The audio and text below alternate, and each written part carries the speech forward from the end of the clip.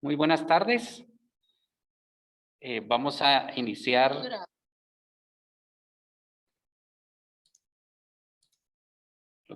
Muy buenas tardes. Vamos a iniciar nuestra primera conferencia de la serie Mesoamerican Dialogues o Diálogos Mesoamericanos. Tengan todos y todas ustedes una muy feliz tarde. Saludos desde la Universidad del Valle de Guatemala.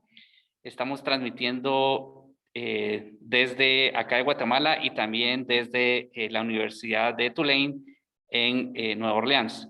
La verdad es de que estamos muy emocionados y un poquito nerviosos porque siempre las cuestiones tecnológicas todavía no estamos tan acostumbrados, pero en realidad creo que es una gran ventaja porque podemos llegar a un público mucho más amplio, mucho más diverso a través de distintos medios. Entonces, para mí es un gran placer presentarles a nuestro conferencista de hoy. Antes de eso, les recuerdo las recomendaciones de siempre. Mantengamos nuestro micrófono apagado es muy importante que estén en el canal de idioma correcto, ¿ok? Bueno, entonces para mí es un gran honor presentarles al doctor Edwin Román Ramírez. Él es un arqueólogo egresado de la Universidad de San Carlos de Guatemala y también obtuvo una maestría y doctorado en la Universidad de Austin en Texas, la Universidad de Texas en Austin, perdón, del programa de estudios latinoamericanos. Y el doctor Román Ramírez ha sido director del proyecto El SOTS por 7 años. Además, ha trabajado en diversos proyectos arqueológicos acá en Guatemala, incluyendo el proyecto Sierra de Lacandón, el proyecto del Perú Huacá, el proyecto San Bartolo, entre otros. Actualmente es el director del proyecto arqueológico Sur de Tikal y su trabajo se enfoca en las relaciones interculturales de Mesoamérica. Además, es investigador afiliado al Instituto de Estudios Latinoamericanos de la Universidad de Texas en Austin y ha sido catedrático invitado en las universidades de Skidmore en Estados Unidos y actualmente es también profesor de la Universidad del Valle de Guatemala, específicamente en el curso de Arqueología de Mesoamérica, y ha dictado conferencias tanto a nivel nacional como internacional. El doctor Román Ramírez tiene varias publicaciones, especialmente es coautor del libro El Templo del Sol Nocturno, una tumba real del diablo en Guatemala, en el SOTS, así como también otros libros y revistas científicas, así como otras publicaciones en espacios no académicos como libros y periódicos. Así que con esta introducción le pido al doctor Román que prenda su cámara. Gracias, Edwin. No hay nada mejor que tener a nuestro conferencista regresando del campo, ¿verdad, Edwin? Entonces, hace 3 horas estaba saliendo precisamente de Tikal porque está ya en temporada de campo. Así que nos trae los datos frescos de lo que es Tikal en el Clásico temprano. Adelante, Edwin. ¿Qué tal? Saludos a todos. Buenas tardes o buenas noches. Gracias por estar acá y tomarse el tiempo. Aquí estamos. Les voy a pedir ahí disculpas si en algún momento voy a tener que apagar mi cámara o si me pongo en oscuro, pero acá a la par está cayendo una tormenta. Entonces las tormentas aquí en Petén a veces son bastante escandalosas y nos deja sin internet o sin luz, así que les pido mis disculpas de antemano si algo de esto ocurre. Y quisiera darle las gracias al doctor Tomás Garrison, Tomás Barrientos y a Marcelo por darme la oportunidad de estar acá y presentarles un poco de la información que tenemos. Como lo mencionaba Tomás, pues yo estoy ahorita en campo, estamos terminando comenzando nuestra segunda temporada de campo. La primera la realizamos en el 2019 y ahorita estamos en nuestro segundo mes de 6. Así que esto va para largo y esperamos pues poder tener muchos más datos que nos ayuden a entender un poco más el Clásico temprano y otras preguntas que tenemos dentro del proyecto. Entonces les voy a compartir ahora mi pantalla. ¿La pueden ver? Entonces me voy a ir directo acá. Entonces el día de hoy voy a hablarles, pueden ver mi pantalla, ¿verdad? Entonces hoy voy a hablar un poco sobre las nuevas interpretaciones que tenemos sobre el clásico temprano, en específico en los grupos 6 de 16, 6 de 3, 6 de 15 y 6 de 21, que son los que actualmente estamos trabajando. El proyecto inició en el año 2019, en octubre del 2019, y continuamos trabajando nuestra primera temporada por 4 meses, así que fue una primera temporada bastante fuerte. Es un proyecto financiado por la institución Pacunam, que nos ha financiado toda esta temporada de campo, y también el proyecto es totalmente, como pueden ver en su núcleo, somos arqueólogos guatemaltecos y arqueólogas guatemaltecas, y tenemos un grupo de asesores también nacionales e internacionales que han colaborado con el proyecto. Y también tenemos miembros de diferentes partes de las comunidades. Creo que somos 12 comunidades las que están representadas en esta foto, en esta fotografía. Y bueno, este es el proyecto que ahorita iniciamos muy emocionados nuestra segunda temporada de campo. El proyecto tiene una visión bastante amplia.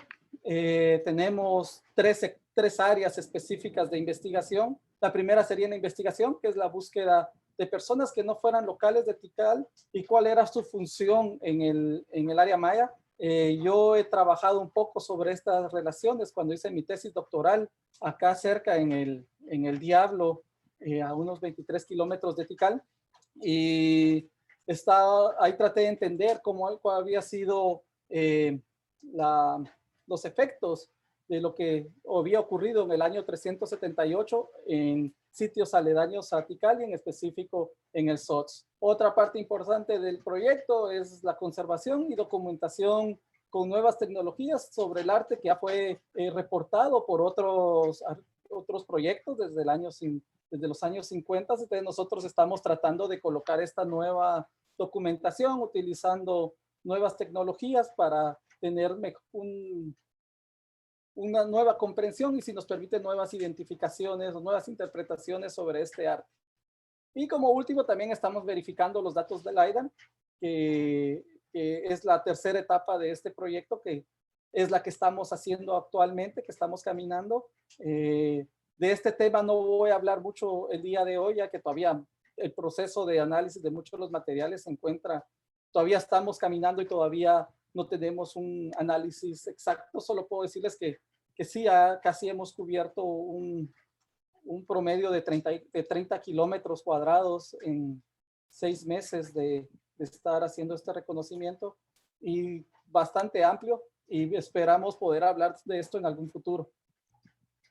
Este primer tema que estamos involucrados es un poco tratar de entender si existía extranjeros, no solo por una etapa corta, sino que cuál era su relación y por cuánto tiempo habían estado acá, en específico durante el clásico temprano.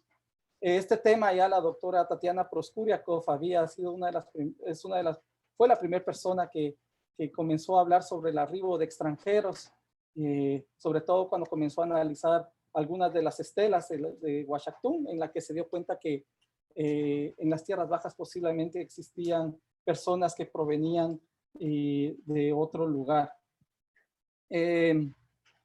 Luego ya para las excavaciones de la Universidad de Pensilvania, pues comienzan a localizar entierros, sobre todo de la élite, donde también comenzaron a ver que existía un tipo de iconografía asociado a Teotihuacán, y también comenzaron a aparecer algunos entierros que en ese tiempo se les nombraba depósitos problemáticos.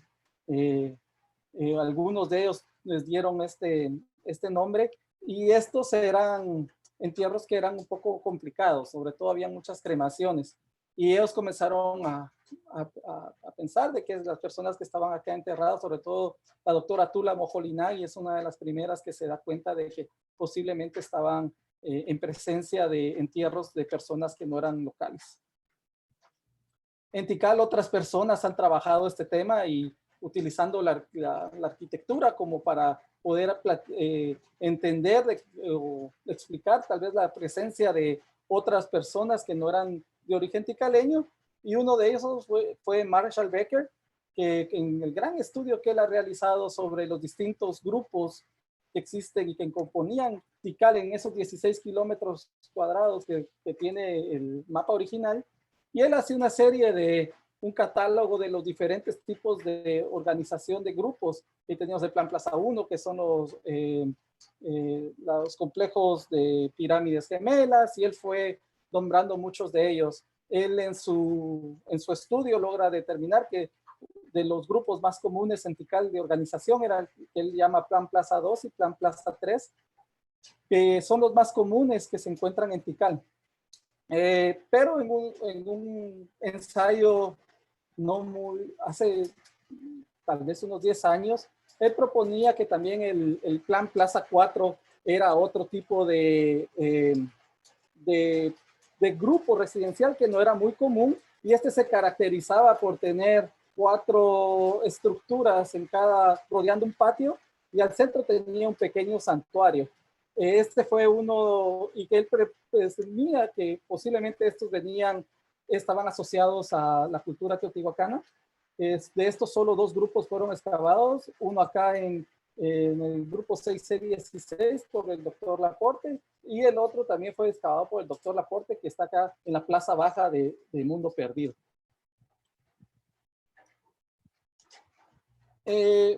Otro tipo de análisis que se ha hecho pues, para localizar a la presencia de extranjeros, como lo mencioné antes, son ciertos tipos de entierros que son atípicos a las tradiciones de Tikal, y han sido encontrados tanto por el proyecto Tikal de la Universidad de Pensilvania, como el proyecto nacional Tikal y el proyecto en 7 templos. Son entierros que han llamado la atención por la forma como fueron colocados, como fueron las tradiciones de la forma como fueron enterrados. Acá podemos ver el entierro 111 de la estructura 6C33, que fue trabajado por el proyecto nacional Tikal. Y aquí podemos ver de las descripciones en las que muchos de estos son fosas donde se cree que los personajes fueron cremados. Existe mucho carbón. Acá utilicé una foto de también uno encontrado en Caracol, solo para ilustrar cómo son las descripciones más o menos de estos entierros, que son estos fosos tallados donde se coloca mucho material cerámico, mucho material local, pero también navajas de obsidiana verde y también en este caso pues núcleos. Y esta es una característica muy común de muchos de los entierros de estos tipos encontrados en Tikal, que son como 7. Y otra fuente de análisis de información que tenemos sobre la presencia de personas no locales, pues son los estudios de análisis de isótopos realizados por la doctora Wright, que es un estudio súper intenso. Yo creo que estudió más de 150 entierros en Tikal, a los cuales le pudo hacer un estudio sobre de dónde provenían. Y lo que me gusta de su estudio, que ella utilizó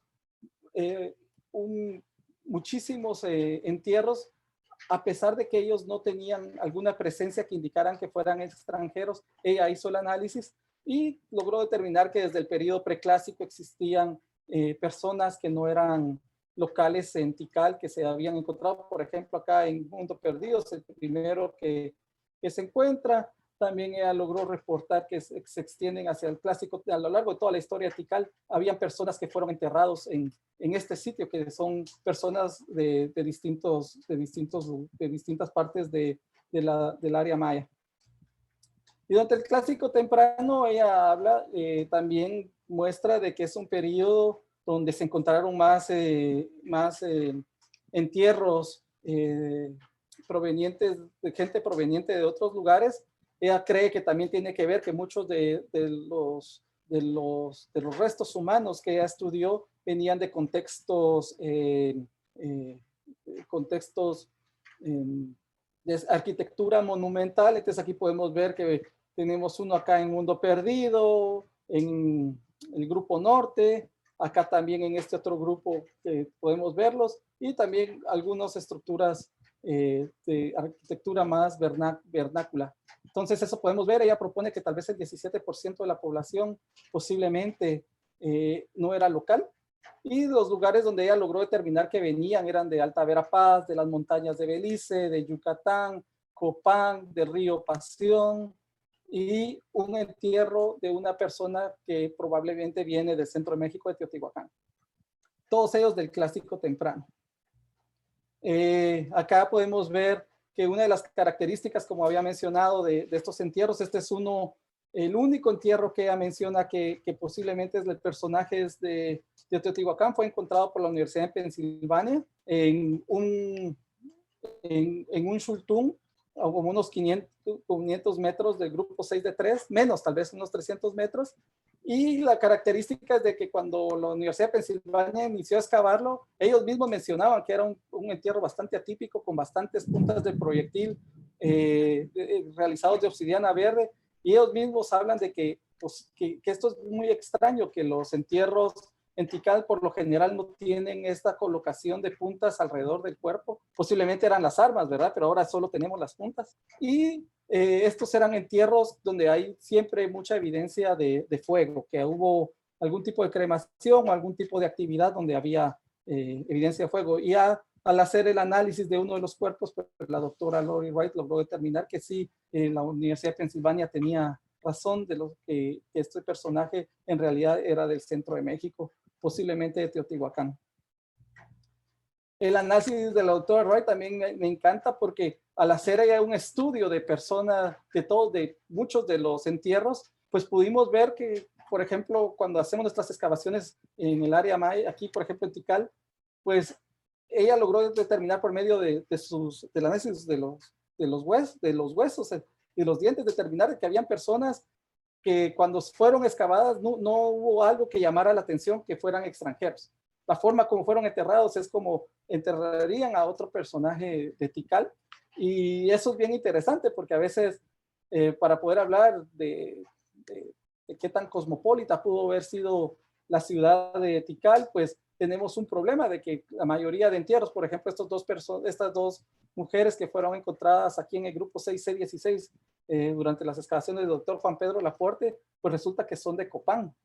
Entonces, pero cuando uno lee, yo me metí a leer todas las descripciones y pues yo no logré ver que tuvieran algo distinto a las tradiciones locales.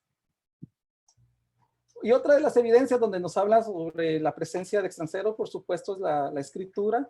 Ya el doctor David Stewart logró presentar su ensayo sobre el arribo de extranjeros y la posible conquista de Tikal en el año 378 por parte de Teotihuacán. Entonces es otra evidencia que tenemos de que nos hablaba de que la presencia de extranjeros en Tikal era bastante común, pero no sabemos mucho de sus funciones. Y también la epigrafía nos ha ayudado a entender de que sí, que en los tiempos antiguos existía la idea del pueblo, ¿no? Que si estamos en lo correcto de hablar de que las ciudades-estados eran muy independientes, pues sabemos ahora, los epigrafistas como David Stewart y Stephen Houston, nos han ayudado a entender de que existía la idea de pueblo, que era la palabra Capchen o tierra cueva, que es la forma como ellos mencionaban algún territorio. Por supuesto, es difícil saber la extensión de este territorio, y me imagino que fluctuó con el tiempo, que a veces era en una parte, después se reducía o se podía ampliar. Y también otro de los desciframientos importantes fue de Alex Toccovinini, quien descubre que la palabra Tzul, él descifra que esta palabra Tzul es el que los mayas utilizaban para referirse a un extranjero. Entonces podemos ver de que esa idea de extranjero sí existía también dentro de la sociedad maya. Entonces ahí inicia el proyecto que ahora yo dirijo, gracias a la iniciativa Pacunam LiDAR, que logró hacer un escaneo actualmente posiblemente del 25% de lo que es actualmente el Parque Nacional Tikal, y se lograron documentar más de 12,000 estructuras dentro de este 25%. Algunas, la mayoría, están fuera del mapa original de la Universidad de Pensilvania, pero habían algunas que fueron documentadas. Estas 3 estructuras, pues, se pensó en un principio que eran estructuras que fueron nombradas como si fueran cerros naturales, pero ya con el tiempo los mismos arqueólogos de la Universidad de Pensilvania se dieron cuenta de que esa descripción, como ellos lo hubieran colocado en el mapa original, no era de este modo. Entonces acá podemos ver el LiDAR del grupo sur, y en específico de esta estructura que fue la que llamó la atención de los miembros de la iniciativa Pacunam LiDAR, en específico al doctor Steve Houston. Y aquí tenemos el grupo 6D3, aquí abajito el otro círculo, 6D15, que también era un grupo que se pensaba que era solo una estructura sobre una montaña natural o sobre un pequeño cerro natural. Y como les mencionaba, que cuando Rob Carr, que tuvo la gentileza de darme copia de sus cuadernos de campo, pues él ya se había dado cuenta de que esta estructura, sobre todo la pirámide principal, ya era una estructura hecha por los mayas o por los habitantes de Tikal, y en sus notas de campo le llamaba The Hill Pyramid, y es un nombre que a mí me gusta bastante, como él y Felipe Lanza fueron los que comenzaron a decir a mencionar de que esta estructura posiblemente no era natural, sino que era en realidad construida por los ticaleños, y encontró algunos bloques, pero los directores decidieron que no se colocara de esa forma.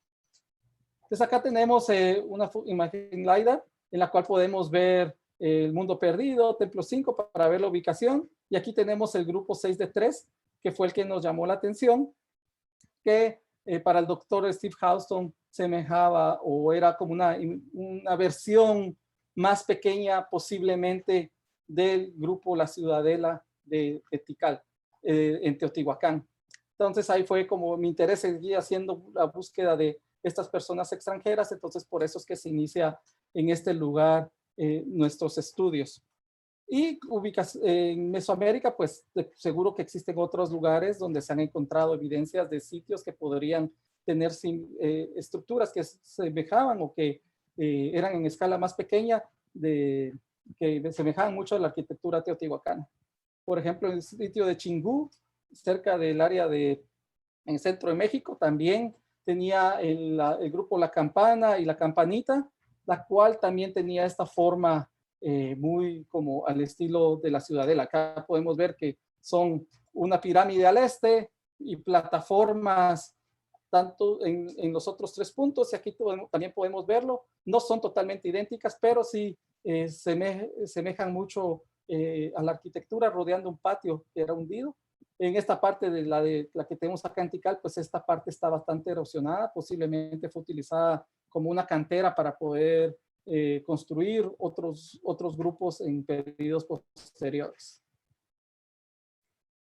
Algo que también nos llamó la atención es la ubicación del grupo, porque lo pueden ver que está al centro, donde mucho del análisis de la investigación del doctor Juan Pedro se realizó acá donde miran los círculos en negro, y es donde se había encontrado ya bastante evidencia de arte maya, pero también evidencia de alguna arquitectura que semejaba, como talud tablero o algo que refería más al centro de México. Entonces, por eso pensamos que aquí posiblemente era un grupo que valía la pena investigar y poder entender si este grupo estaba asociado a la cultura teotihuacana. Y ahora, bueno, algo que nos llamó la atención era que el grupo está también orientado a 15 grados, que es la orientación de la arquitectura en Teotihuacán. Y al principio solo habíamos visto que era este conjunto, pero ahora con el doctor Thomas Garrison nos hemos dado cuenta que en realidad es una gran plataforma. Y estos grupos acá, todo esto está orientado a 15 grados. Entonces y algo curioso es de que el doctor Juan Pedro Laporte, como pueden ver aquí, a pesar de todas sus investigaciones, no encontró evidencia de arquitectura preclásica, sí material preclásico, pero no arquitectura. Entonces eso nos indica que toda esta nueva construcción se inició durante el Clásico temprano. Toda esta gran plataforma fue erigida y también orientada a 15 grados, que no es algo muy común en Tikal, pero aquí podemos ver que ya no solo este conjunto, sino que la mayoría de conjuntos que pudimos analizar ahora tienen esta orientación. Entonces aquí está el grupo 6 de 3, 6 de 21, 6 de 15, que son los que estamos investigando. Ya les colocamos sus números que los identifican. Y el primer grupo con el que vamos a utilizar, el 6 de 81, este grupo también se creía que era una montaña y que solo un cerro natural y que encima solo tenía una estructura. Lorena Páez inició las investigaciones de este grupo, bastante difícil de investigar, bastante profundo. Logró determinar de que sí era un cerro modificado durante el Clásico temprano. Acá podemos ver el inicio de estas plataformas que fueron talladas y con agujeros de plano para poner alguna construcción de material perecedero. Aquí podemos ver otra foto donde podemos ver cómo fueron modificando la roca ya en forma de plataformas para colocar en la parte superior unas pequeñas estructuras. También en la parte superior ya encontramos una pequeña ofrenda, posiblemente una ofrenda ya dedicatoria a la construcción de este grupo residencial, y la vasija data aproximadamente para los inicios del Clásico temprano. Este grupo tiene 2 etapas formales, 2 etapas constructivas hasta la fecha. La primera le llamamos Venado. Muy difícil de verla, ha sido mutilada fuertemente cuando construyeron la siguiente versión, pero al menos hemos logrado identificar 3 pequeñas estructuras que tenían posiblemente estructuras hechas de bloques tallados de caliza, pero los techos eran posiblemente de palma. Acá podemos ver que también tenía mucha cerámica clásico temprano que datan antes del periodo Sacol II más o menos, antes de los 250 al 300 de nuestra era. Y también encontramos que los edificios estaban muy bien preparados. Aquí podemos ver parte de la cornisa, pisos, y las estructuras están decoradas, pero lastimosamente no sabemos mucho de ellas, ya que fueron bastante mutiladas, como lo indicaba anteriormente. Y aquí podemos ver este edificio, esta estructura roja, que no, ahí sí no logramos ver, no logramos determinar su función, ni sabemos cuántas estructuras pertenecían a esta primera etapa. Luego, pues durante el Clásico temprano se agrega una nueva, esta sección de acá, se agrega una nueva, el grupo crece hacia el norte y se agrega una gran plataforma que cubría toda la etapa que llamamos Venado, y bastante interesante porque ellos lo hicieron colocar un relleno para hacer esta plataforma que tiene un poco más de 6 metros, solo hecha de tierra pulverizada.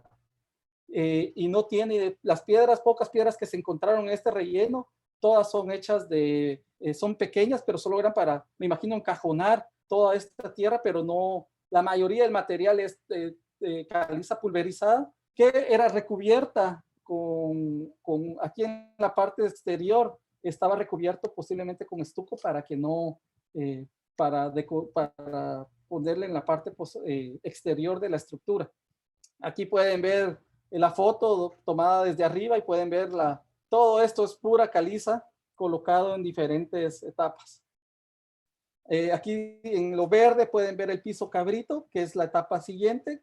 Y entonces después de este relleno se colocó la etapa de cabrito, y ahí ya tenemos la presencia de 5 estructuras que son, acá podemos ver que es la única que salió en el mapa, pues esa no está acá, que está sobre este piso, y otras 4 estructuras que se encuentran cubiertas. No sabemos si fueron enterradas o si es una etapa hecha de tierra que las está cubriendo. No tenemos evidencia todavía para probar por qué están enterradas. Todavía no hemos logrado hacerlo, pero una de las estructuras que apareció en los últimos días de las excavaciones, también se reportó que era una estructura hecha de tierra, también hecha de piedra caliza pulverizada, y ya se habían reportado algunas estructuras de este tipo en Tikal, sobre todo el dique del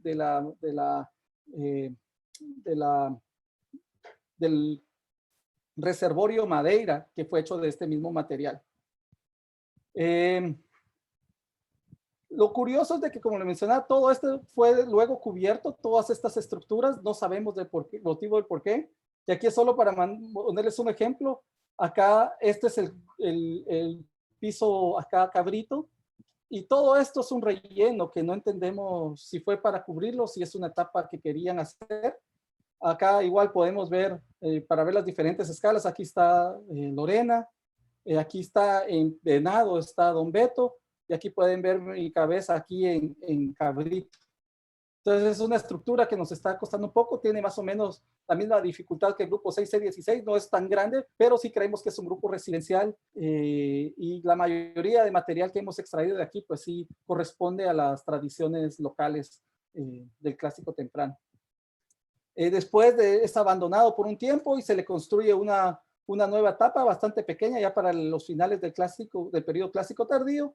Y ahí vimos unas pequeñas construcciones que solo utilizan un sector de este grupo y logran colocar un entierro que aparece, que lo logramos localizar en el entierro 4, localizado en los últimos 3 días de excavación, así que todavía no pudimos estudiarlos, ya que por la pandemia mucho de material se quedó acá en Tikal y hasta este año vamos a poder examinarlo totalmente. El siguiente grupo es el 6D21, bastante interesante también porque este grupo fue excavado por Eduardo, pero es un grupo que ya el doctor Juan Pedro Laporte había hecho algunos pozos de sondeo y él decía de que este no era un cerro natural, sino que en realidad era una estructura bastante compleja. Es la primera evidencia que tenemos en este grupo sobre la presencia de arquitectura preclásica. Tenía una gran plataforma hecha con piedras megalíticas y sobre ella se construyó un pequeño grupo residencial que hemos ya comenzado a excavar.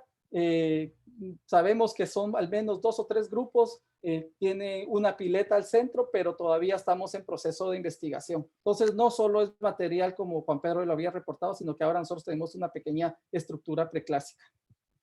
También tenemos ya evidencias luego se amplía el grupo hacia el norte, también ya para el clásico temprano ya tenemos otra vez arquitectura asociada a este periodo, pero por su profundidad todavía no hemos logrado entenderla totalmente. Acá podemos ver en las excavaciones donde encontramos edificios ya hechos de mampostería de piedra caliza, pero muy mutilados por las versiones siguientes.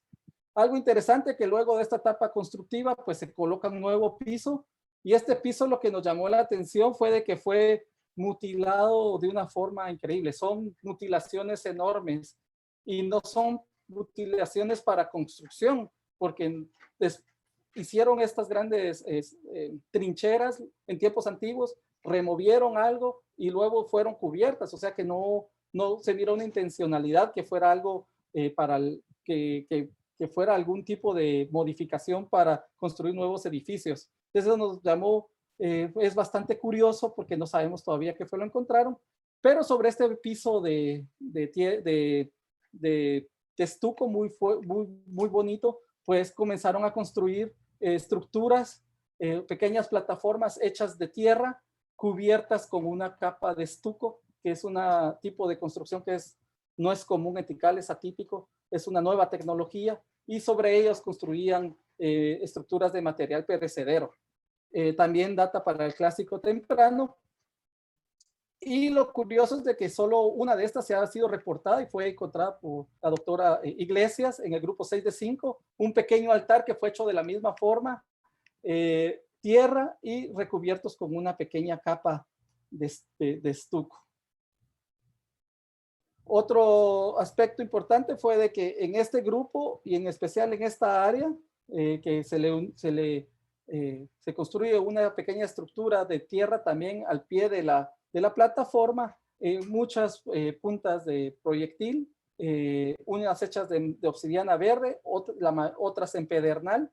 El doctor George Bocack piensa que posiblemente son materiales hechos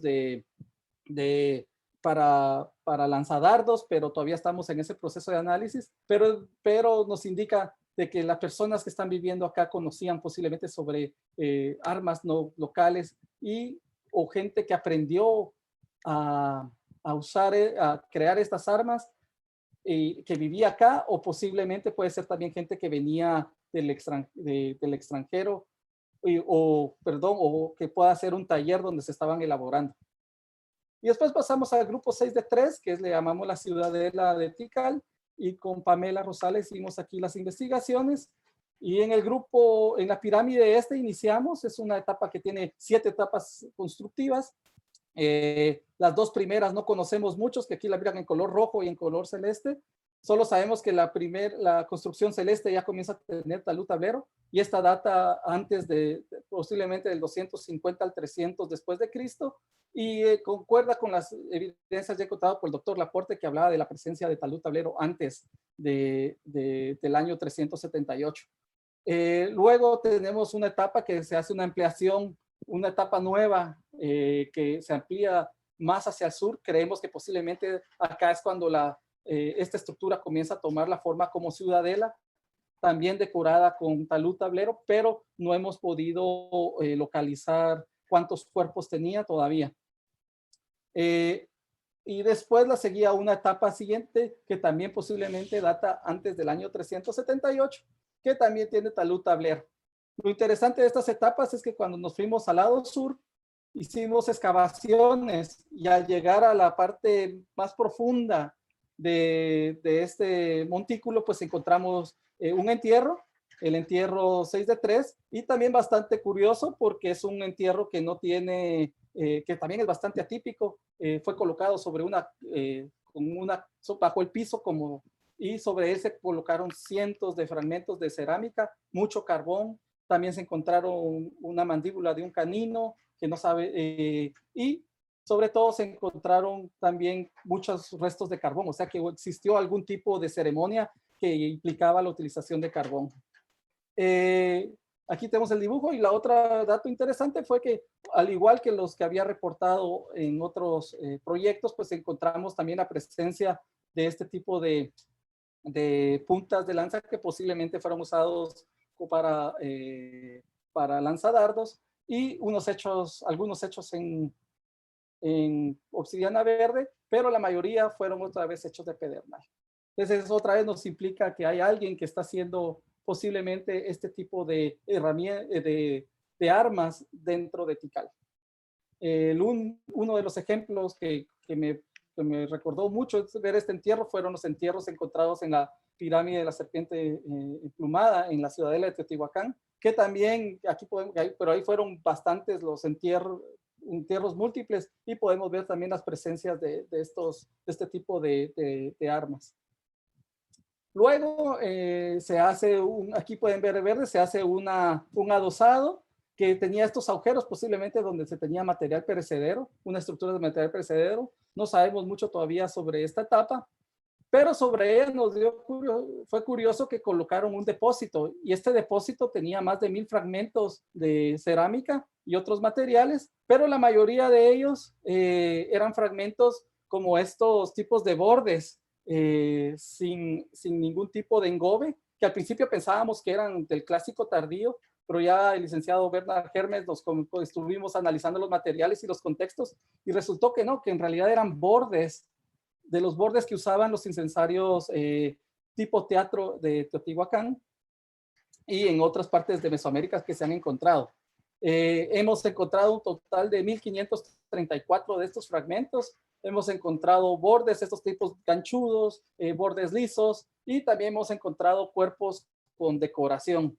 Y muchos de estos cuerpos, pues, cuando comenzamos son lo que lo llaman en México, que son los adornos, como estrellas que fueron utilizados en este tipo de incensarios, también plumas o borlas también de los tocados.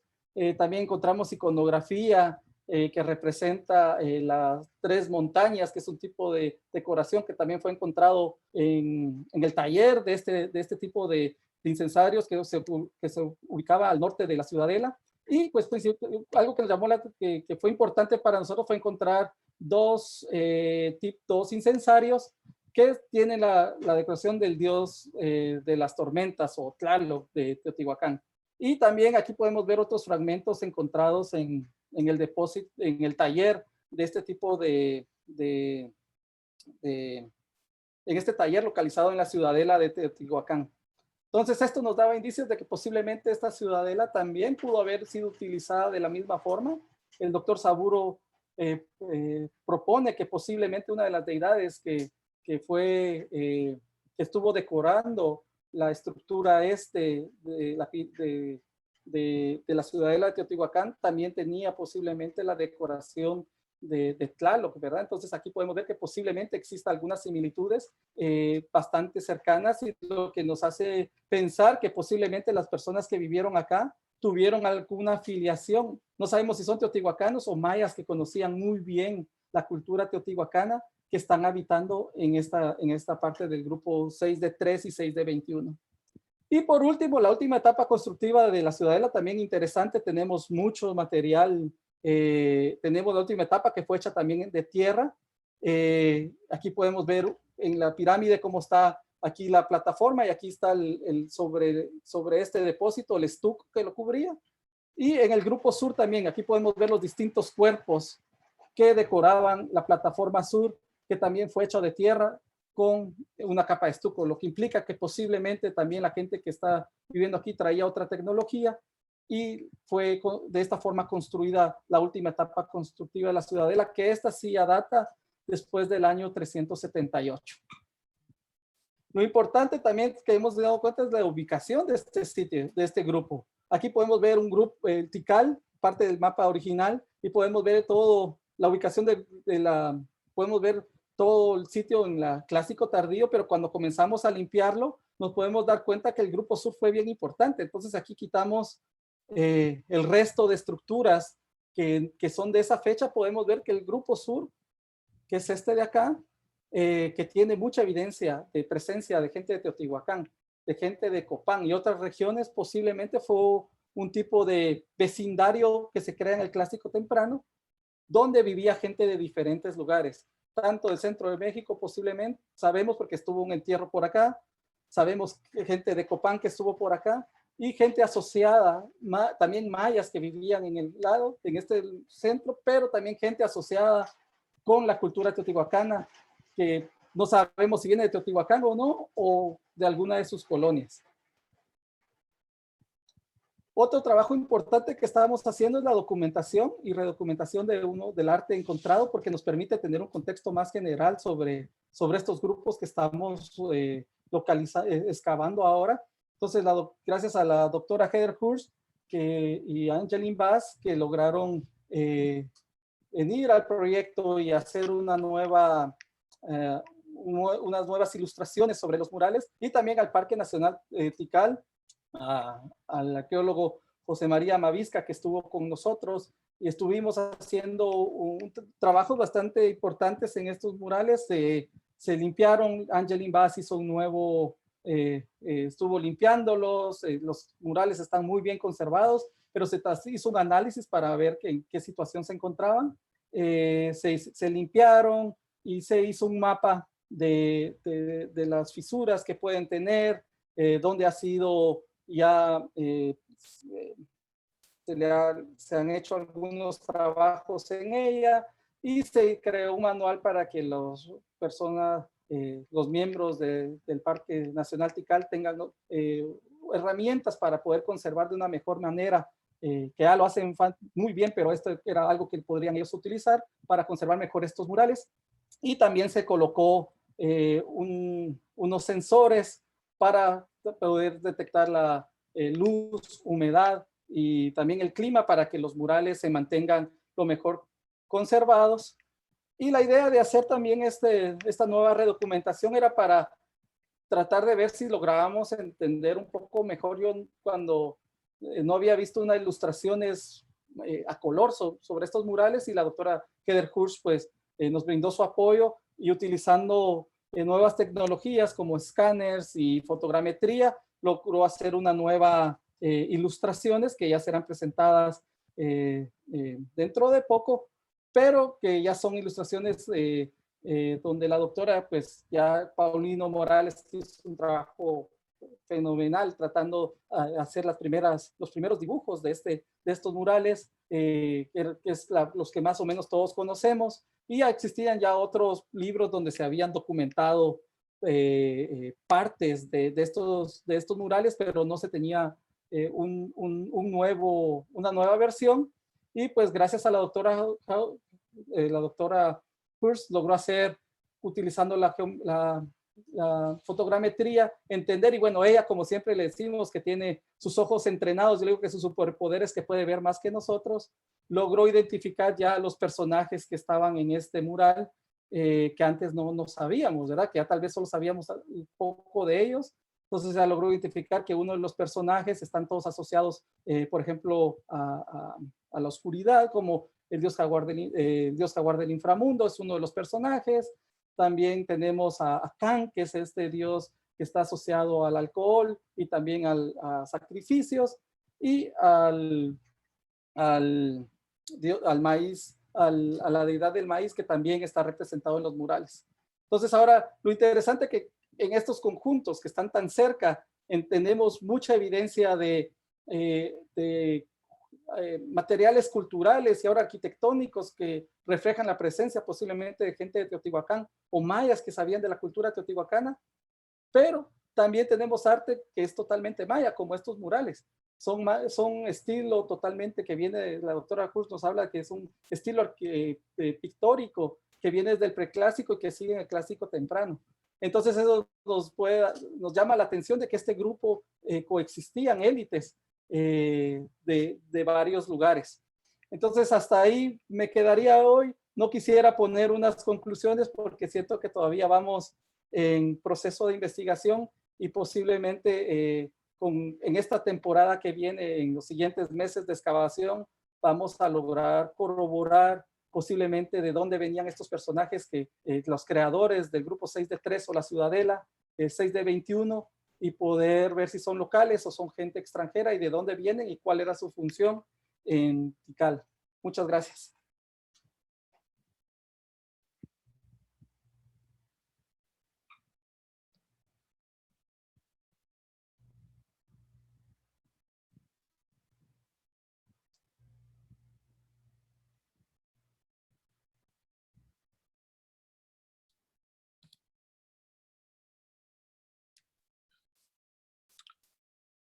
Muy bien.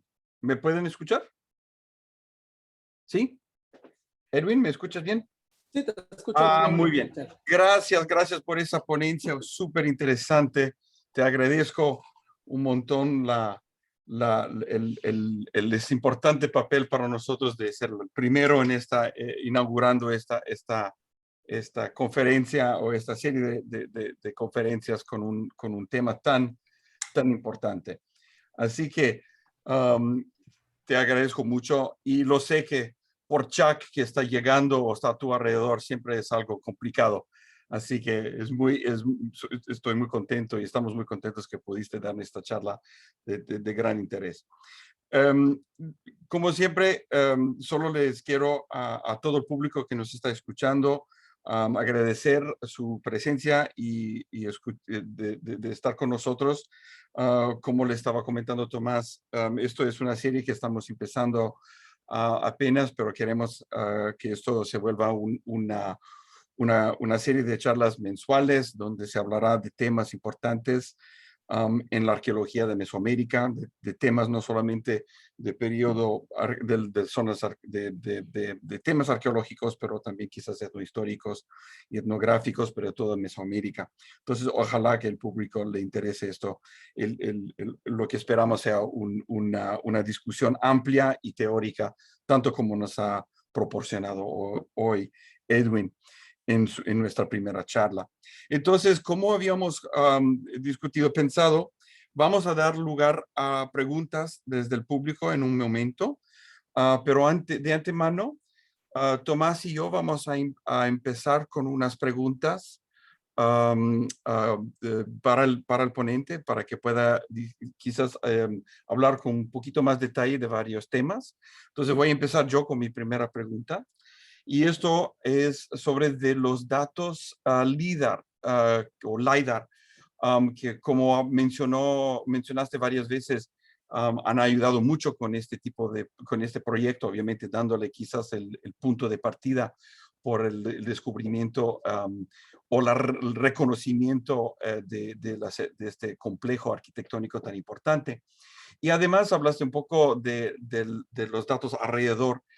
Y claro, es un poco, quizás es una zona, es una vecindad o un barrio que estás discutiendo. Entonces, quisiera ver si podrías ampliar un poco la descripción y interpretación del asentamiento alrededor de la zona bajo tu investigación.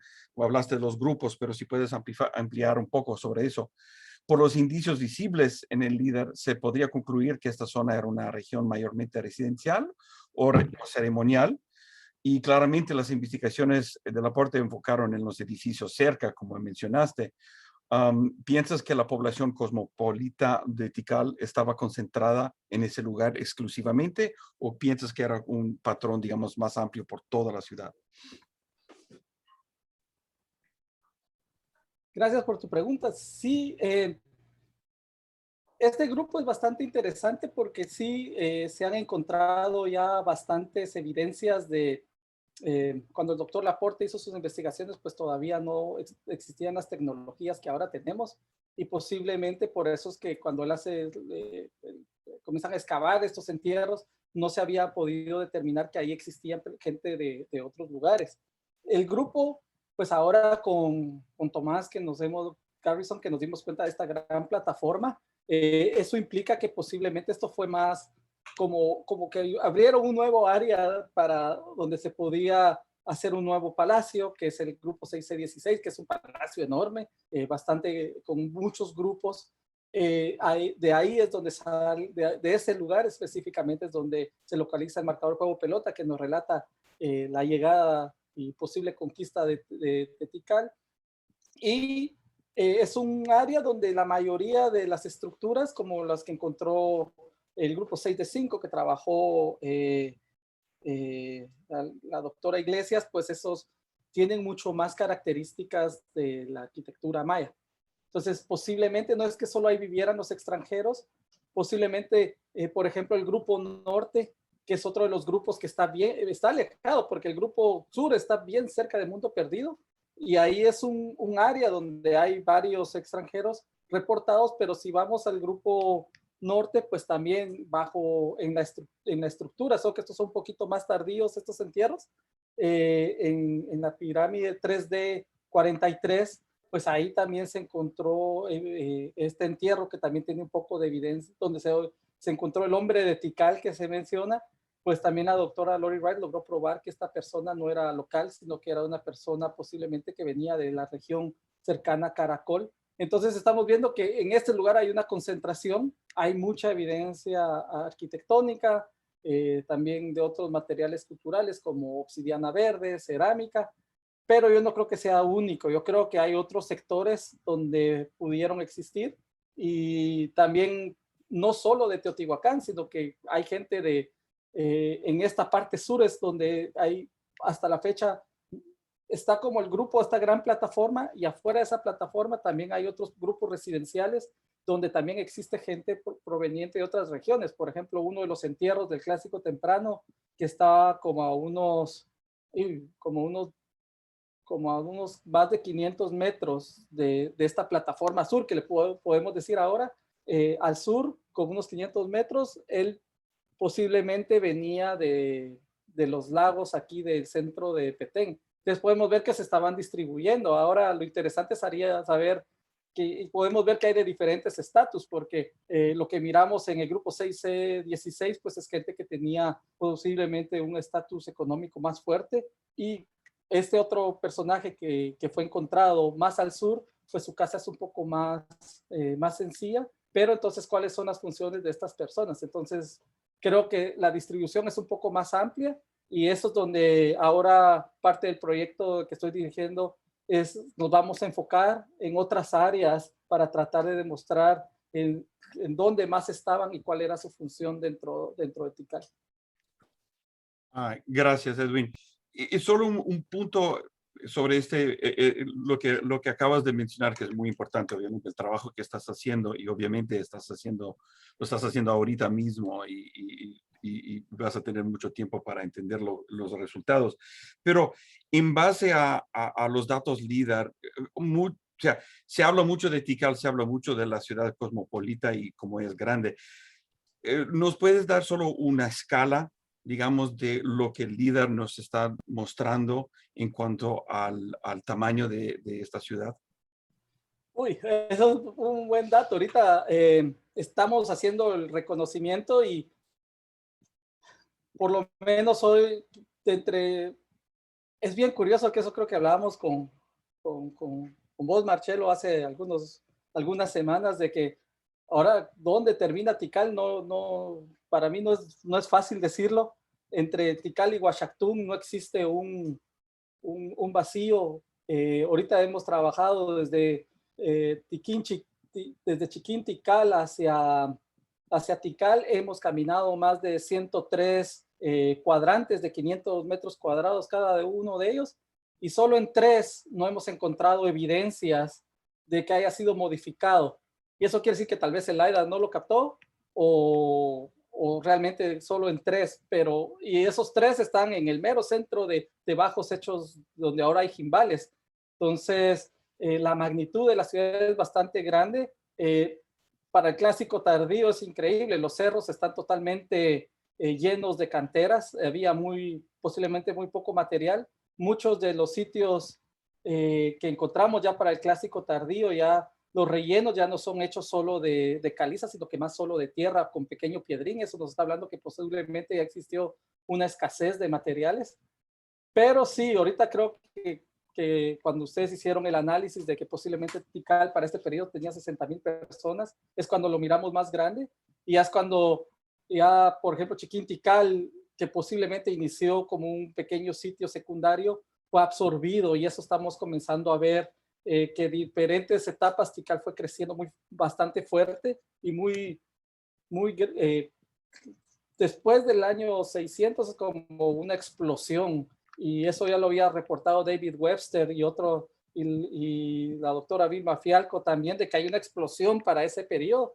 En clásico temprano se calcula que era menos gente, pero es más difícil de observar ahorita el clásico temprano por 2 motivos. Primero, porque están cubiertos por etapas posteriores. Segundo, porque mucha de la arquitectura clásica temprana vernácula, lo único que hicieron fue limpiar el humus y dejaron la roca madre, y ahí colocaron los postes para erigir sus viviendas. Entonces esas son invisibles para nosotros, pero sí, yo creo que la percepción que yo tenía sobre Tikal ahorita me está cambiando fuerte. O sea, de Chiquín Tikal al centro de Tikal son casi 4 o 5 kilómetros, y es construcción tras construcción tras construcción, y no de construcciones simples. Estamos hablando de grupos residenciales con calzadas que se van comunicando entre ellos. O sea, ahora no sé cómo explicarlo. Mi mente no tiene la capacidad para absorber lo que estamos viendo ahorita, y nos hace falta. No encontramos un límite. Tal vez los únicos límites que hemos podido encontrar a veces son algunas áreas de bajos al oeste, pero hacia el norte todavía no observamos nada. Y la construcción que se le llamaba como la muralla de Tikal, pues hay grupos que después son construidos sobre él. Entonces es bien difícil de saber el tamaño, pero es enorme.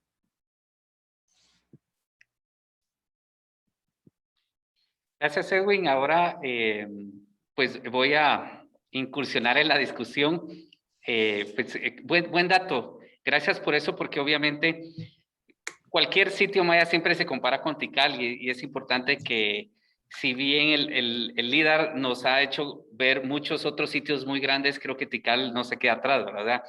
Tikal también está cambiando de escala, ¿no?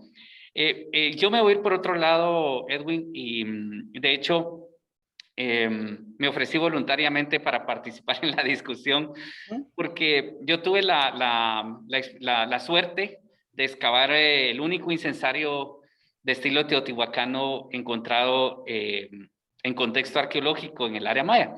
Yo, cuando era estudiante, tuve la suerte de excavar el incensario de Montana Los Chatos, ¿verdad? Entonces, obviamente, es un tema que me fascina, y veo que hay varias preguntas con respecto al tema cerámico. Entonces, yo te digo que cuando yo he dado mis cursos sobre influencia teotihuacana y todo esto, yo siempre he dicho, bueno, si hay algo que distingue la costa sur de otros sitios, especialmente Caminal Juyutical, son los incensarios tipo teatro. Y para mí era un marcador, digamos, de lo que había en Escuintla, en la costa sur de Guatemala, y lo que no había ni en Copán, ni en Tikal, ni en Caminal Juyú.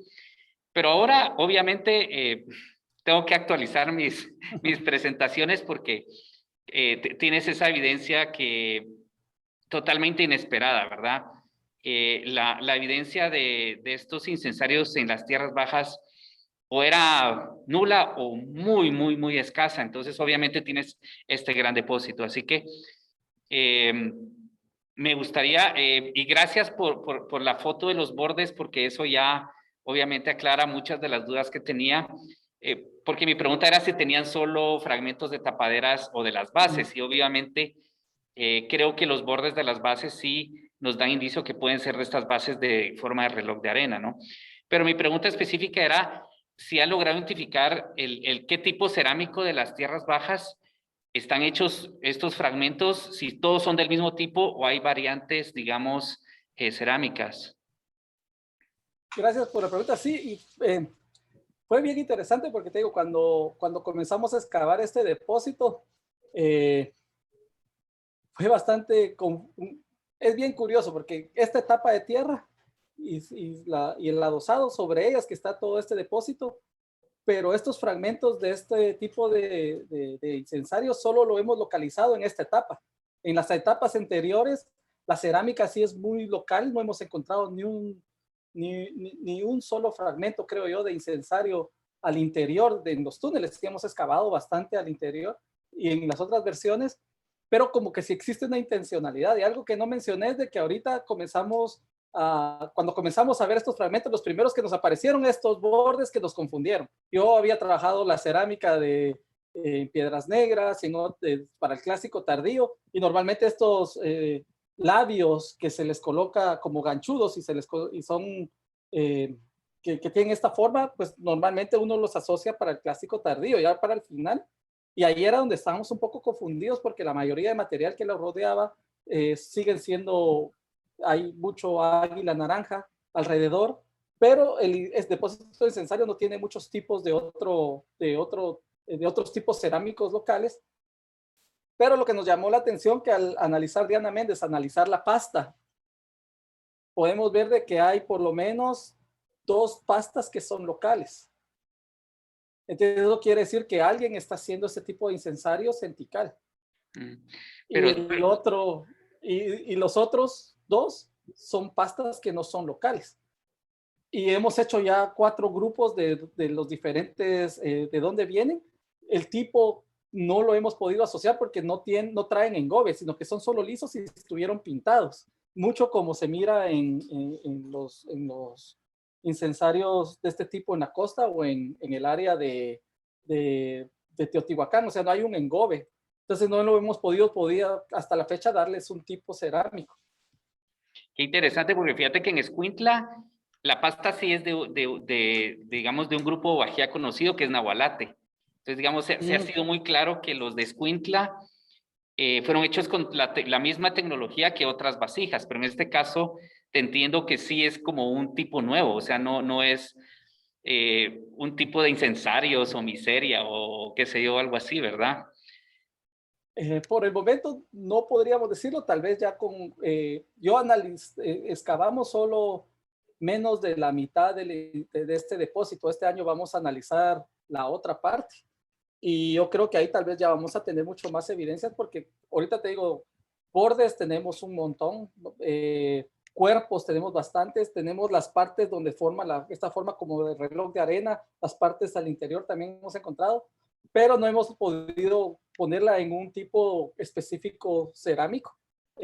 Por suerte ahora los doctores Sugiyama se han comunicado con nosotros y vamos a tratar de hacer análisis de activación de neutrones para poder determinar del origen y poder ya hablar más de tipos. Ahorita creo que todavía estamos en una etapa, sin esos datos creo que va a ser más difícil, y te digo, no tienen engobe, entonces solo están pintados, entonces es bien difícil. La mayoría de ellos parecen solo lisos, no tienen, no hay un engobe o solo un poco de pintura.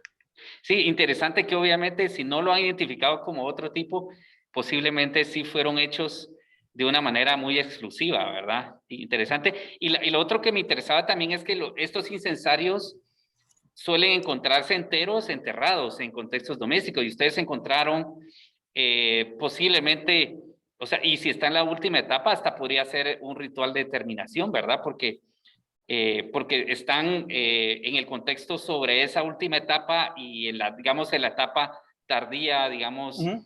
de influencia teotihuacana, puede ser que sí fueron quebrados intencionalmente, ¿verdad? Eso es lo que nos da ahorita la impresión, es de que sí existe. Ahorita yo traté de ver si se lograban unir fragmentos. Ha sido bien difícil, da más la apariencia que son, y eso es lo que a mí me gusta, porque es un ritual que implica materiales que fueron traídos a Tikal, no sabemos de dónde, si vinieron de la costa o del Golfo o del centro de México o de dónde, pero que no son locales.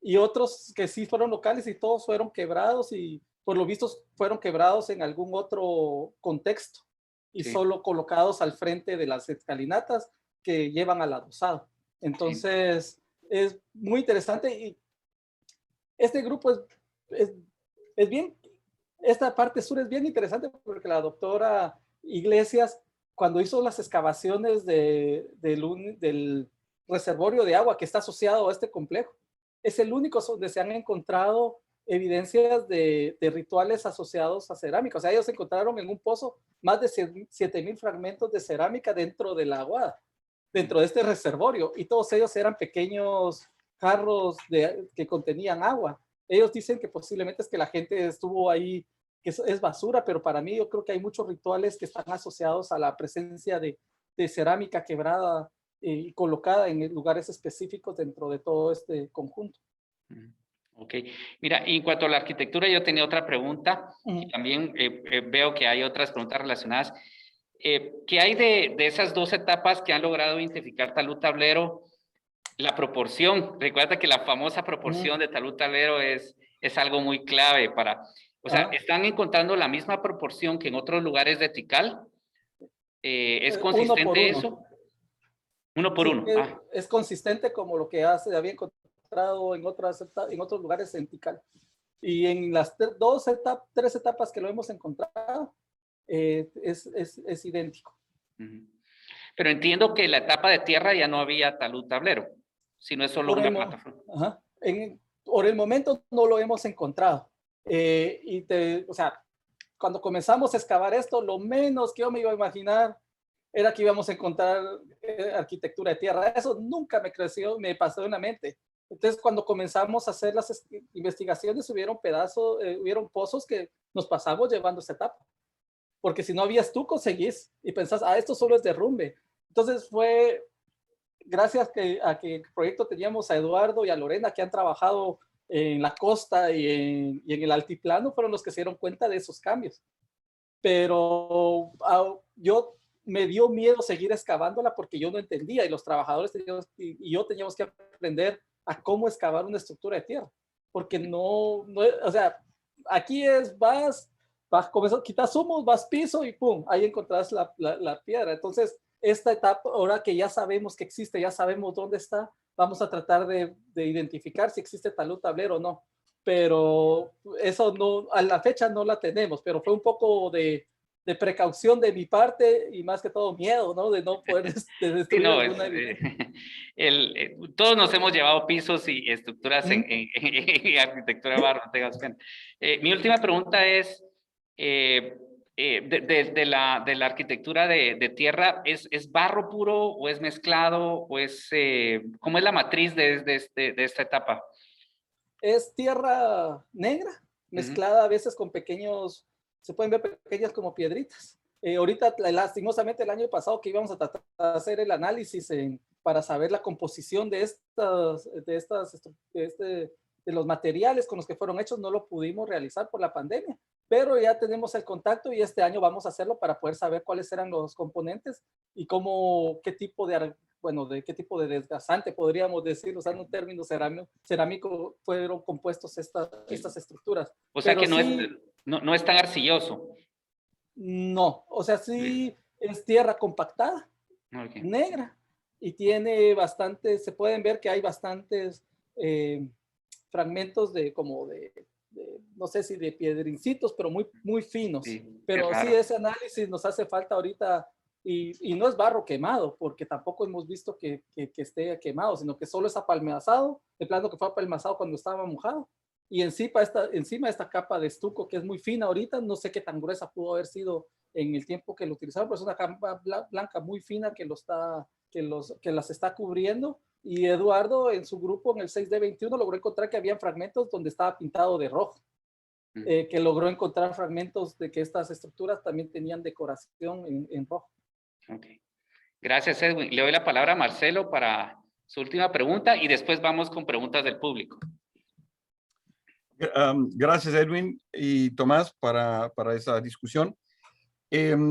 La discusión sobre del barro y de la arquitectura es muy interesante porque obviamente lo que dijiste, Edwin, del hecho de que no te imaginabas ver ese tipo de arquitectura, me hace pensar a Copán, donde obviamente en casi la misma época donde se encontraron arquitectura teotihuacana con el talud tablero, también estaban, no en la misma estructura, pero a la par, habían ciertos grupos arquitectónicos de barro, ¿no? Al mismo tiempo, contemporáneos. Así que esto es otro periodo un poquito más tardío de lo que estás encontrando tú, pero creo que eso podría ser interesante considerar esos tipos de conexiones, porque creo que arquitectónicamente podríamos tener una tradición de arquitectura de barro en dos lugares más o menos contemporáneos que pueden ayudar en esta cuestión. Y eso me lleva a mi última pregunta sobre los varios contextos de entierros y de cremación que has hallado. Y obviamente tenemos varios ejemplos de eso en otros sitios de la zona maya, y como Caracol, y obviamente hablando también de Copán, ese entierro que se ha nombrado el guerrero Tlaloc, ¿no? Tlaloc Warrior. Y entonces, aunque son dos contextos distintos, quisiera que hablaras un poco, comparar un poco estos varios contextos, todos teotihuacanos, ¿no? Como los llamamos, uno en Copán, un en Caracol, en Utikal, un poco comparar estos tres contextos o otros que te pueden venir en mente para hablar un poco contextualizar un poco estos hallazgos en Tikal, para mostrar cuál es la distinción, cuál es la diferencia, cuáles son las características parecidas entre todos estos contextos teotihuacanos en la zona maya. Sí, yo creo que yo, por lo menos cuando comencé a hacer esta investigación, pues yo no tenía realmente en mente tampoco, bueno, venimos con una mente abierta. La primera reunión que tuvimos con todos los arqueólogos fue, miren, si aquí estamos en un lugar que está, es una versión pequeña de la arquitectura de la ciudadela, pues quitémonos de la mente un poco cómo excavar una ciudad maya, sino que si encontramos algo que nos parece curioso, pues hay que seguirlo y tratar de ver si existen otros tipos de rituales. Cuando yo comencé a leer más sobre, cuando encontramos este entierro, el entierro 3, me pareció bien curioso porque la forma como estaba colocado no es una colocada muy común, sobre todo por la presencia de estas puntas. Y cuando yo me puse a leer sobre lo que había hecho ya el Proyecto Nacional Tikal y el Proyecto Tikal, pues te das cuenta de que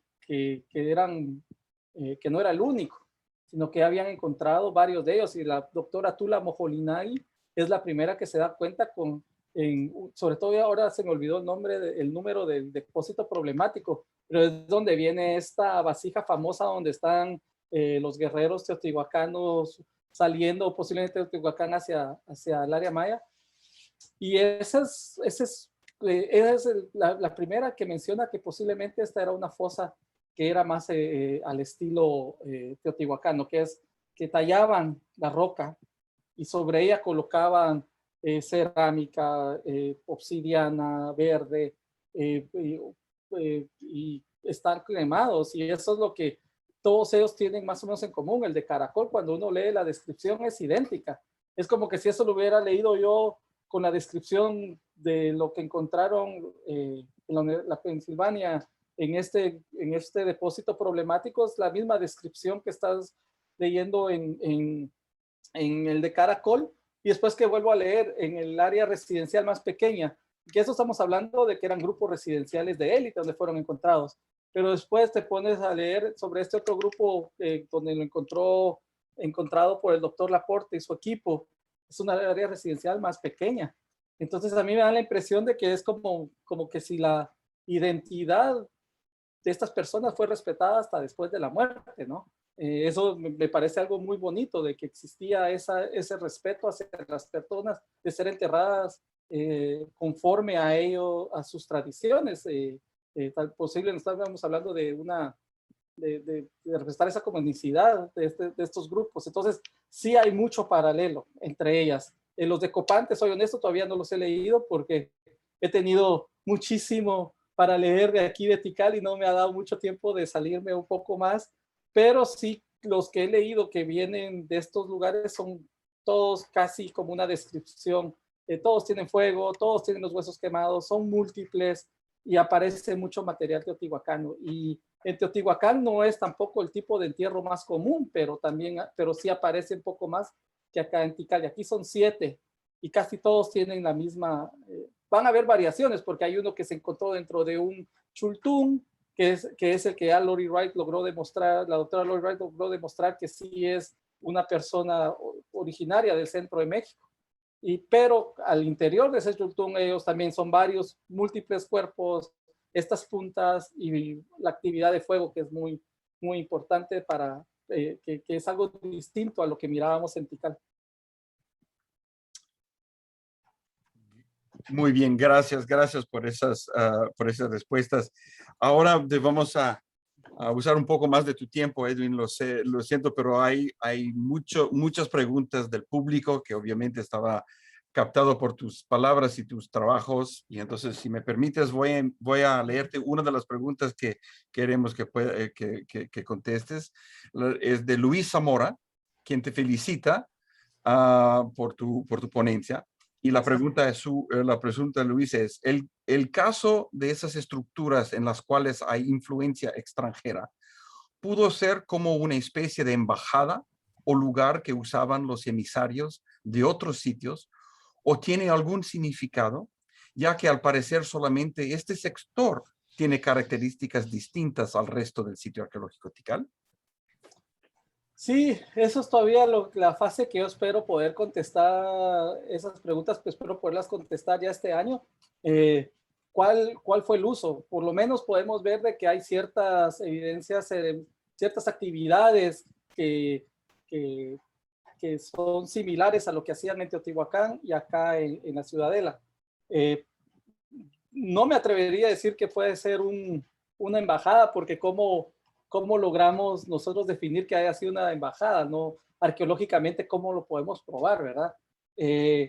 Pero ese es el reto, tratar de probar cuál fue su función, pero todavía no tengo una respuesta. Lo que sí podemos demostrar es de que ya existía una conexión, que ya también lo han hecho nuestros colegas en Teotihuacán, y que aquí ya se habían reportado, de que existe como un tipo de conexión distinta al evento 378, que posiblemente un tipo de relación mucho más cercano entre ambas élites antes, durante el 300, 350, y que hay un intercambio de ideas que van de aquí hacia allá y de allá acá.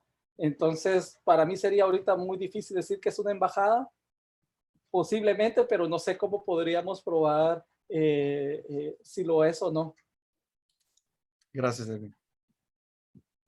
Ok, yo voy a leer preguntas de Facebook Live.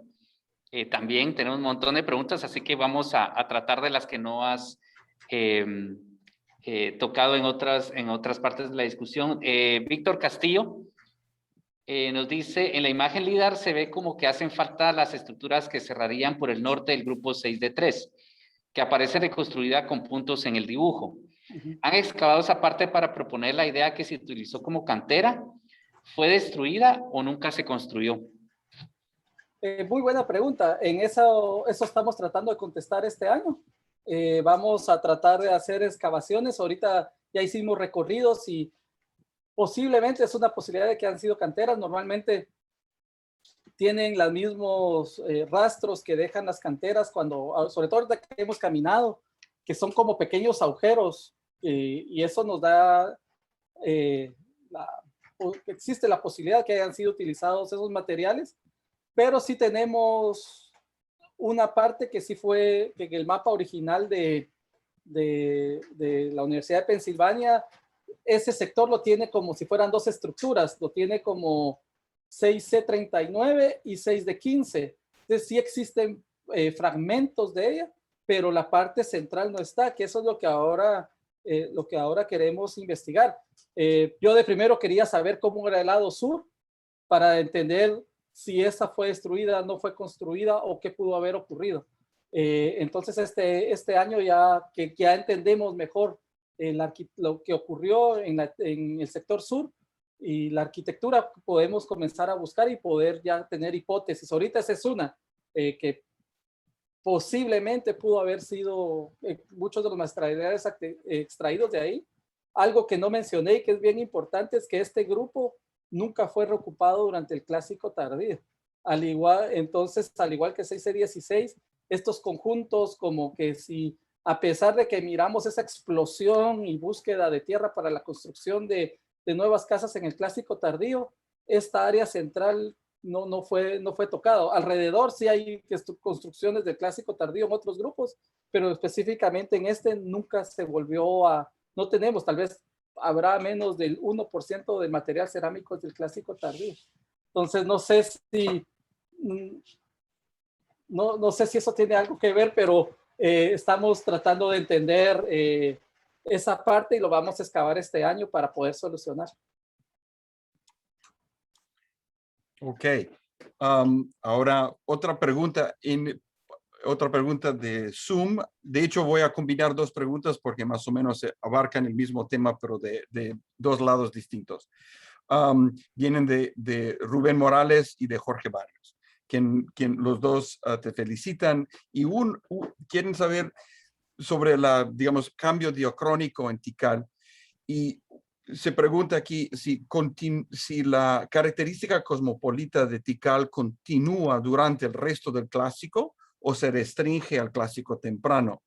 Y por el otro lado de la pregunta sería si las interacciones previas a la famosa entrada de Teotihuacana se volvió una conquista simbólica. Entonces, el punto es si hay el carácter cosmopolita y también qué quiere decir, cuál es la interpretación de la entrada debido a la influencia teotihuacana anterior a la entrada. Pues ahorita la doctora Lori Wright ha logrado probar de que sí, durante el Clásico Tardío también existieron gente provenientes de otros lugares. Yo creo que ella propone que para el Clásico Tardío más o menos el 11% de la población, con la muestra que tiene, por lo menos el 11% de esa población también era de otros lugares, pero más local, como del área maya. Casi de lo que ella tiene, creo que no ha encontrado ninguno del centro de México. Para el clásico que le llamamos terminal, también existe todavía presencia de personas y creo que una de ellas viene también del centro de México. Entonces podemos ver de que sí existió a lo largo de toda la historia, desde el preclásico hasta el final. Y por lo visto sí están ubicados en distintas partes, sobre todo en el área central de Tikal, es donde más, es donde estamos viendo mucho de la presencia de estas personas. Ahora, contestando la segunda pregunta, sí, es bien curioso. Para mí, cuando hay mucha gente que se opone a que se use la palabra conquista, muchos aducen porque los modelos que usamos ahora no reflejan que era imposible realizarla. Para mí, yo miro, es un texto histórico. Los testigos de esa época nos están diciendo que algo ocurrió. Y yo creo que lo que nos está diciendo nuestras investigaciones solo es de que existía una conexión previa muy fuerte, porque también lo están demostrando en Teotihuacán, que ahí donde encontraron ahora en la Plaza de las Columnas, donde existe pues un mural pintado por un maya o por un artista teotihuacano, no sé, al final yo creo que ellos ya creen que sí es un artista maya que está pintando un mural en Teotihuacán, donde se celebra ellos, como le decía el doctor Saburo, un gran banquete, en la cual también hay, yo creo que un porcentaje bastante alto de cerámica maya dentro de ese depósito, pues, ese ritual de esta fiesta, como es la gran fiesta. Yo creo que había una conexión bien cercana. Y yo más creo de que algo debió haber ocurrido, que fue como el gatillo que hizo de que posiblemente algo ocurriera, porque en Teotihuacán se miran que antes de la entrada, pues se destruyen los murales, también se encuentran bastantes restos humanos, como que posiblemente fueron sacrificados, que son del área maya, como que si algo se rompió en esa relación, algo fue mal, que no sabemos qué es, y nosotros estamos viendo algo posiblemente similar. O sea, sabemos que hay una conexión anterior, pero no sabemos qué lo pudo provocar. Para mí, pues ahí sí que yo creo que lo que estuvo escrito por los antiguos, por los mayas, es de valorar como testigos de lo que ocurrió, y pues tal vez nuestros modelos a veces no concuerdan, pero de ahí viene la parte donde a mí me llama la atención de tratar de entender qué cambió, que eso fue algo que traté de ver con mi tesis doctoral, pero yo creo que lo que nos están mencionando pudo hacer también con David Stewart estábamos hablando, decía, pudo haber sido hasta algo familiar que ocurre, que hace que existan estos cambios, pero yo creo que es algo que tenemos que seguir analizando. Yo creo que no sé si voy a tener la respuesta a esta pregunta después de mis excavaciones, porque tampoco qué evidencia vamos a encontrar de una conquista, ¿verdad? Si estos grupos fueron reutilizados por tanto tiempo. Pero yo creo que hay que tomar en cuenta la voz de los testigos que estuvieron en esa época. Gracias. Yo tengo 3 preguntas en Facebook, pero muy puntuales, no tan... no la pregunta, ¿verdad? Raúl Omar Tapia tiene 2 preguntas muy puntuales. Si saben la procedencia de la obsidiana y si tienen cerámica naranja delgado. La primera sí, tenemos obsidiana verde, y la mayoría de estas puntas que hemos encontrado son hechas de pedernal o son hechas de obsidiana verde. Y de naranja, Pachuca, de Pachuca, y de la naranja, cerámica naranja fino, hasta el momento no hemos localizado. Sí, mucha cerámica naranja, pero del tipo águila, local. Sí. Y Ashel Cocti también pregunta sobre el avance de los análisis de las osamentas. Yo creo que pues ahí sí tengo entendido que no tienen resultados todavía de estroncio, ¿verdad? No, lastimosamente con el entierro que encontramos en el grupo 6 de 3, lastimosamente no tiene ninguna pieza dental. Entonces eso nos va a hacerlo muy difícil, pero esperamos ahora, ya estamos en comunicación con Andrew Scherer y la doctora Lori Wright para poder hacer la mayoría, este tipo de análisis, pero yo espero poder localizar tal vez más osamentas de esa época y de ese contexto, y que podamos determinar de dónde son. A veces pareciera que la gente de antes como que ya sabía lo que íbamos a hacer y precisamente nos quitan la evidencia que queremos, ¿verdad? Exacto, pero, porque el cuerpo está casi completo, pero no dientes. No dientes. Entonces ahí es como, yo quisiera hacerlos, pero ahorita hasta que no encontremos otras osamentas va a ser un poco difícil. Sí, buen dato, gracias.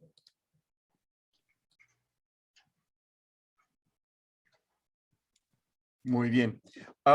Gracias, Erwin. Otras 2 preguntas que también voy a juntar. Creo que se pueden contestar en A y B.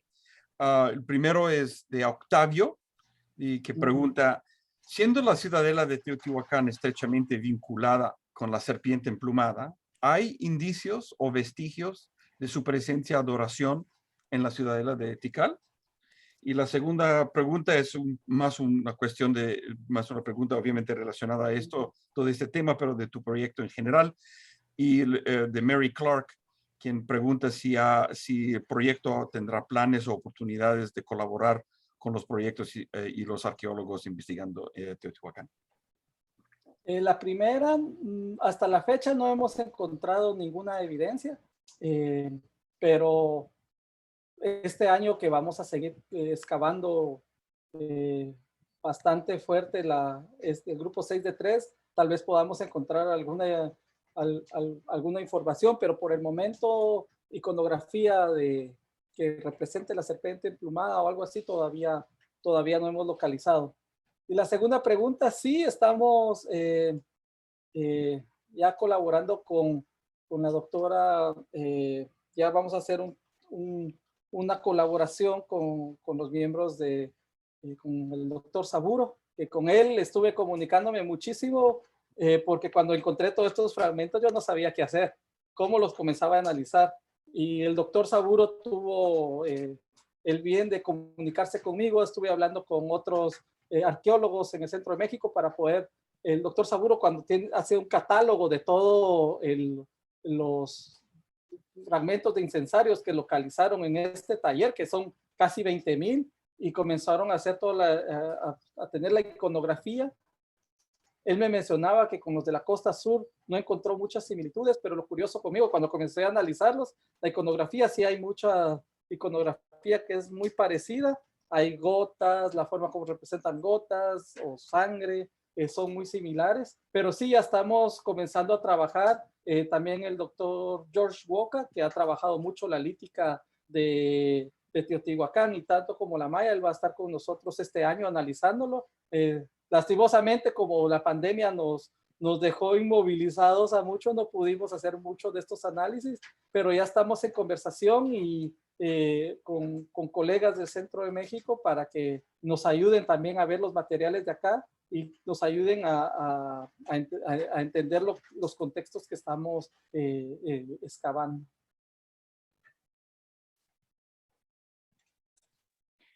Yo también veo algunas preguntas. Si puedes como que repetir los fechamientos de las fases, o sea, ¿qué fechamiento? Me imagino que todavía no tiene radiocarbón, pero No. por lo menos cerámicamente, ¿qué fecha tentativa le están dando a la primera y última fase de la ciudadela? Toda la ciudadela hasta el momento data del clásico temprano, todas las etapas. Las primeras tres posiblemente,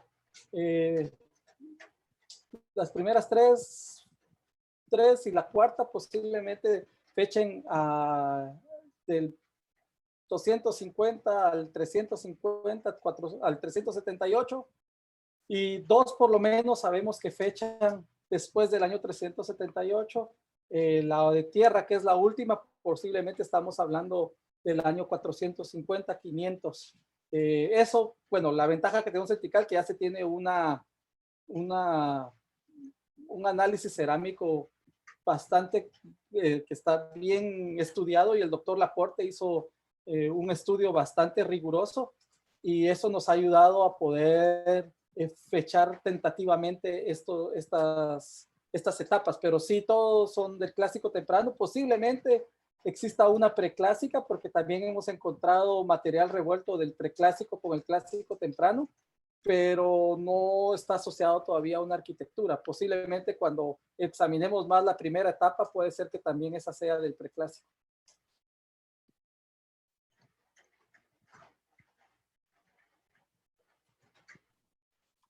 Ok, del lado de Zoom solo tengo aquí una última pregunta. Creo que más o menos la has contestado en varias formas, pero la voy a poner otra vez para solo un resumen. Esto viene de Matthew Robb, quien te felicita y pregunta si es posible decir más sobre la técnica arquitectónica del talud tablero de esos grupos. Y, por ejemplo, si es similar a lo que se ha visto en Teotihuacán con lajas y relleno, etcétera, o es diferente y lo que es similar es el perfil y solamente el perfil. Por el momento yo creo que no podría ser si están hechas de laja, porque no hemos cortado ninguno de estos talud, no hemos entrado por túnel, sino que no en estos segmentos, pero sí podemos ver que son espigas que están colocadas al interior, Y sí, de perfil sí tendría la forma, pero no creo que vayan a ser la misma técnica. Pero para mí ahorita sería difícil porque no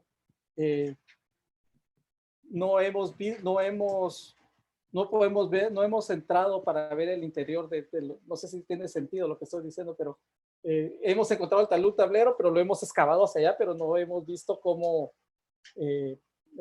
por túnel no he querido yo cortar, no he querido romper esas secciones para verlo, entonces se me hace muy difícil hablar de esa parte técnica constructiva.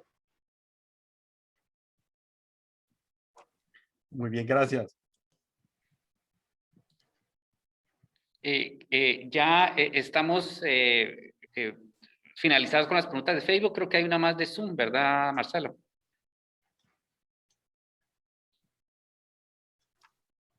Estoy viendo acá. Sí, preguntaba un poco sobre la indumentaria teotihuacana. Sí, Y yo creo que tiene que ver un poco con la presentación de los jugadores de pelota. O sea, si en el grupo hay indicios pues, de iconografía que tengan que ver con indumentaria teotihuacana. No, hasta el momento no hemos encontrado ningún indicio, solo las puntas de proyectil, que son los que nos pueden decir de que habían armas que eran lanzadardos, pero no. Los murales ahorita lo único que tienen que puede reflejar un poco de Teotihuacán es que en una de las rodilleras que lleva, creo que el dios del maíz, tiene la representación de Tlaloc, pero es lo único que hemos encontrado de evidencia y, por supuesto, después en los incensarios el rostro del mismo personaje, pero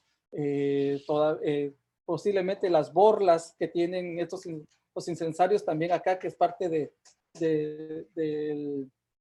los tocados que utilizaban en Teotihuacán, hemos encontrado también segmentos de las borlas, pero todavía es muy temprano. Tal vez ahora que podamos extender nuestra excavación y recuperar más fragmentos de los incensarios, podamos tener más. Ok, gracias. Entonces, pues le hemos dedicado bastante tiempo a resolver. Yo creo que hemos respondido la mayoría, así que vamos a llegar ya a la parte final de esta primera diálogo, que la verdad es con Marcelo, si puedes prender tu cámara para despedirnos. Estamos muy agradecidos, Edwin, porque nos has compartido la verdad, muchos detalles de tu investigación y te agradezco mucho que no nos diste una conferencia, como decimos, de las cosas ya cocinadas, sino nos has compartido muchos datos, digamos, crudos, que nos permiten también a nosotros poder pensar sobre lo que están escuchando. Al público, pues recuerden que esta es una investigación en proceso. Y te agradezco también, Edwin, tu honestidad, porque obviamente cuando uno está iniciando un proyecto tiene más preguntas que respuestas. Así que seguramente mientras más excaves, más preguntas vas a tener. Vas a responder 2, pero van a surgir otras 6 preguntas. Así es la arqueología. Por eso es de que los proyectos tienen que ser a largo plazo, ¿verdad? O sea, no se puede resolver esto en dos temporadas. Se necesita mucho trabajo. Lamentablemente es lento y caro mover tierra. Yo me quedo con una conclusión del diálogo de hoy. Yo creo que hay que tener muy en cuenta que el caso teotihuacano y otros ejemplos de estas influencias culturales de una región a otra no son las mismas en todos los lugares, ¿verdad? Tenemos que tener muy claro que lo que estamos viendo en Tikal o en ciertas partes de Tikal, ¿verdad? Puede ser que la influencia teotihuacana sea diferente en ciertas partes de Tikal. Y aquí tenemos que tener claro que es el Grupo Sur, como ha dicho Edwin, ¿verdad? Entonces, tenemos que tener muy claro que estas influencias adquirieron matices locales en cada región. Como les decía, está Copán, Caminal Cuyú, está el área de Escuintla, ¿verdad? Entonces, no podemos decir que vamos a encontrar lo mismo. Yo creo que la vida sería muy aburrida en ese sentido. Exacto. Y como comentario, digamos, a pesar que en Escuintla hemos encontrado, los que hemos trabajado en Escuintla, tantos incensarios, tanta evidencia supuestamente doméstica, no podemos concluir que haya habido una colonia. O sea, sigue siendo una hipótesis. Entonces, esta idea que tenemos grandes poblaciones de teotihuacanos viviendo en el área maya sigue siendo algo muy debatido. No se ha comprobado, ¿verdad? Entonces, pero es muy importante lo que están haciendo en Tikal, que están interpretando las cosas de acuerdo a lo que ustedes están encontrando y no estar obviamente prestando interpretaciones de otras áreas. Así que creo que es un inicio, pero es un inicio muy bueno, ¿verdad? Gracias. Me llama la atención también que no haya evidencia del clásico tardío y que tengas tal vez un ritual de terminación y que obviamente sea un área que para los habitantes de Tikal, como decís, estoy muy de acuerdo, significó algo distinto y por eso no lo tocaron durante el resto de la historia. Yo creo que es algo que no habíamos comprendido del C616 y esa área. Yo creo que ustedes están confirmando que si esto está relacionado con la famosa entrada, fue algo que dejaron relativamente intacto y a diferencia de otras áreas de Tikal que sí fueron modificadas. Entonces, creo que nos has dado excelentes datos y de mi parte, pues, espero que les vaya muy bien en lo que queda de este año y en las siguientes temporadas. Así que le doy la palabra a Marcelo ya también para terminar. Mil gracias, Tomás. También quiero solo duplicar lo que dice Tomás en cuanto a lo importante de esta investigación. Edwin, te felicito. Y a veces cuando uno empieza un proyecto, no tiene los datos para limitar lo que está pensando, ¿verdad? O sea, uno ya voy a trabajar en este sitio, no se sabe nada, entonces yo puedo pensar lo que quiero. Tikal no es así. Tikal es uno de los sitios donde obviamente han habido décadas y décadas de estudios y es obvio que estás incorporando todos los datos anteriores que se habían recuperado en tus investigaciones y eso te va a lanzar de una manera mucho más acelerada a contestar todas estas preguntas que estás poniendo. Entonces eso es muy importante y creo que entre toda la historial de Tikal, estoy muy contento de ver que estás trabajando en este proyecto. Y lo digo como una persona, un extranjero, me gusta tanto ver que en este proyecto está encabezado por un guatemalteco y eso es para mí algo que creo que debería ser un punto muy importante de ser orgulloso de estar haciendo este tipo de trabajo. Entonces te felicito personalmente y te deseo mucho para tu futuro. Además, quiero solo también comentar que estas preguntas tuyas son las preguntas, ¿no? O sea, para cualquier mesoamericano, para cualquier arqueólogo que trabaje en Mesoamérica, la pregunta de cómo se comunicaban, cuál era la interacción entre los mesoamericanos, sean mayas con teotihuacano, no importa otros grupos, es la mera pregunta, ¿no? Porque sabemos que esto era una zona de grandes interacciones. Y como bien sabes y como nos has mostrado, esta pregunta de Teotihuacán en Tikal ha sido, digamos, el punto clave del estudio en Tikal desde hace décadas. Y esto es, creo que para mí, lo más... Por eso que lo llamamos de una cierta forma diálogos mesoamericanos, ¿no? Porque esto es el punto. Los mesoamericanos se dialogaban entre ellos mismos, se entendían, se conocían, se odiaban cordialmente, se amaban y se aliaban, después tenían cambios y tenían su propia historia y se recordaban o se olvidaban de todas esas relaciones. Y esto es muy importante que estamos otra vez estudiando este punto clave en la historia. Entonces te felicito también por todo eso. Muchas gracias. Por nada, gracias. Y entonces, con eso yo concluyo mis comentarios. No pude haber imaginado un mejor inicio a esta serie con exactamente esta discusión. Gracias, Edwin, para tus aportes y tus trabajos y tus sufrimientos en el campo con Chuck y con la selva en general. Así que te deseo buenísima suerte en el resto de tu trabajo. Muchas gracias.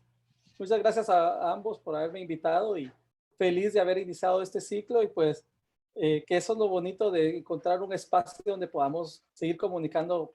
Mesoamérica cada día es más chiquito, digo yo, cuando comencé a hacer mi doctorado. Yo creo que este es un ejemplo de que Mesoamérica se nos hace más pequeño y tenemos que tener espacios donde nos podamos comunicar. Bueno, entonces al público, muchas gracias por su asistencia esta tarde-noche y estén atentos para nuestro próximo tema de diálogos mesoamericanos. Nos vemos. Gracias, nos vemos. Saludos a todos. Gracias.